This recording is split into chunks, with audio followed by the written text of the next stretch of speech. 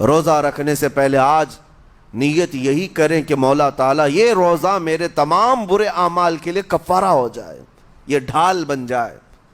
جانتے ہیں آپ اپنے نفس امارہ کو روکنے کا سب سے بہترین آلہ بھوک ہے، بھوک۔ جتنا آدمی بھوک کے ذریعے سے اپنے نفس کو مار سکتا ہے دوسری کوئی چیز نہیں۔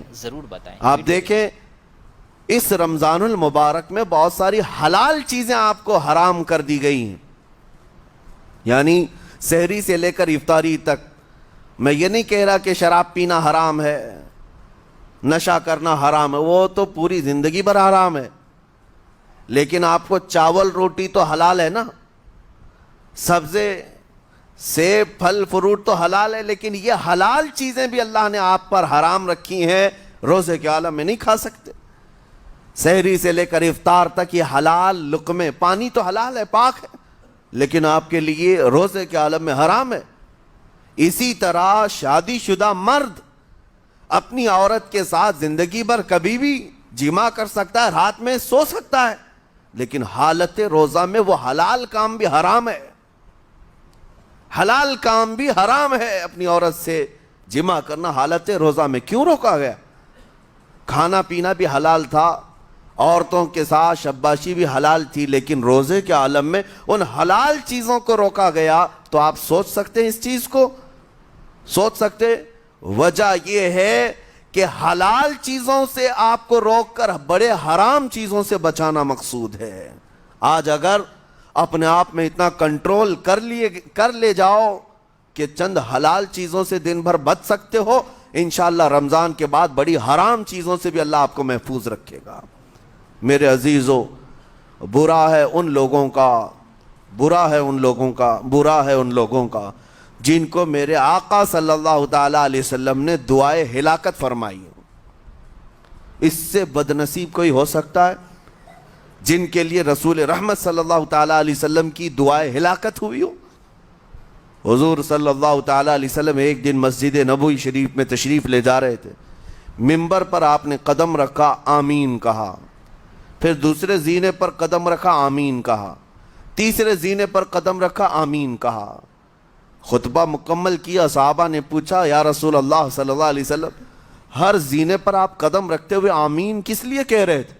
سنو، رسول پاک صلی اللہ علیہ وسلم ارشاد فرماتے ہیں کہ میں جب پہلے زینے پر قدم رکھا تو سید الملائکہ جبرائیل امین آئے اور دعا کرنے لگے۔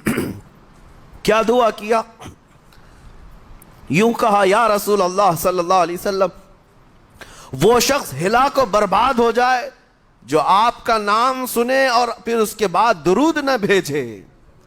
حضور فرماتے میں نے آمین کہا۔ حضور کا نام سنتے ہی آپ کی زبانوں پر درود آ جانا چاہیے۔ اللہم صلی علی سیدنا محمد وآلہ وصحبہ وبارک وسلم۔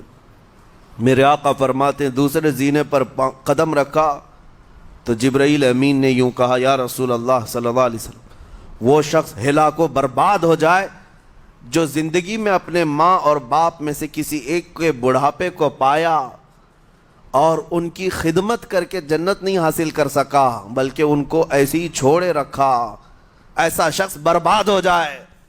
حضور فرماتے میں نے آمین کہا۔ پھر جبرائیل امین نے کہا، تیسرے زینے پر قدم رکھتے ہی میرے آقا فرماتے ہیں جبرائیل نے یوں دعا کی کہ اے اللہ کے رسول وہ شخص ہلاک و برباد ہو جائے جو رمضان کا مہینہ پایا لیکن اس کا ادب نہیں کر سکا، اس کا احترام نہیں کر سکا۔ حضور فرماتے میں نے اس پر بھی آمین کہا۔ جس کی ہلاکت کے لیے جبرائیل امین دعا کر رہے ہوں اور اس دعا پر سید الانبیاء آمین کہہ رہے ہوں، ایسے شخص کی بربادی کا کیا انجام ہو سکتا ہے؟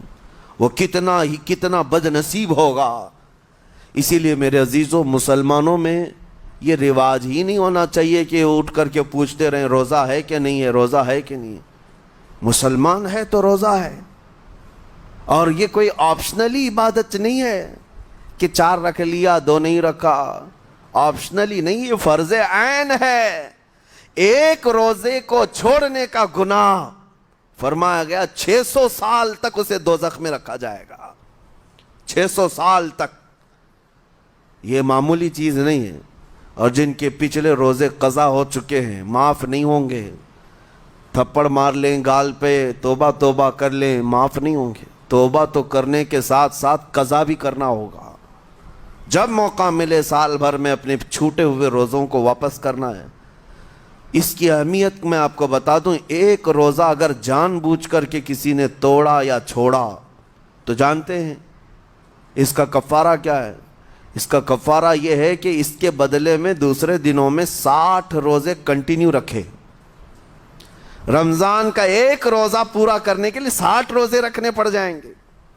ہاں اگر کسی عذر کی وجہ سے، کسی تکلیف کی وجہ سے چھوڑا تھا، بیمار تھا یا سفر میں تھا یا تکلیف کی شدت تھی، اس وجہ سے روزہ چھوڑا تھا، تو اس کے بدلے میں ایک روزے کی قضا ایک ہی روزہ ہوگی. لیکن بغیر کسی عذر کے، شہوت کی وجہ سے، نفس پرستی کی وجہ سے توڑا تھا یا چھوڑا تھا تو پھر 60 روزے رکھنے پڑ جائیں گے. اس سے اندازہ ہوتا ہے کہ ایک روزے کی اہمیت کیا ہے رمضان کے. اسی لیے میرے عزیزو، یہ روزے آسان ہیں، روزے آسان ہیں، اس کو رکھ لو. اس کی جزا بہت بڑی ہے، اس کی جزا بہت بڑی. ویسے بھی آپ دوسرے دنوں میں لیٹ ناشتہ کرنے کے بھی عادی ہیں. ممبئی والوں کا تو حال یہی ہے، 12 بجے کے بعد 1 بجے 2 بجے تو ان کے ناشتے ہوتے ہیں. دوپہر کا کھانا تو شام 5 بجے ہو رہا ہوتا ہے. بس وہ ناشتہ سکپ کرنا ہے. دوپہر کے کھانے جو آپ کے ہوتے ہیں اس سے اور تھوڑا ایکسٹینڈ کر لیں تو افطاری کا وقت آ جاتا ہے. کوئی بہت بڑی دقت کی بات نہیں، کوئی بہت بڑے بوجھ کی بات نہیں، آسان ہے. آج الحمدللہ ہمارے 5 سال 6 سال کے بچے روزہ رکھ لیتے ہیں، تو بڑوں کو تو اللہ نے جو طاقت عطا کی ہے، روزہ ہرگز ترک مت کرو.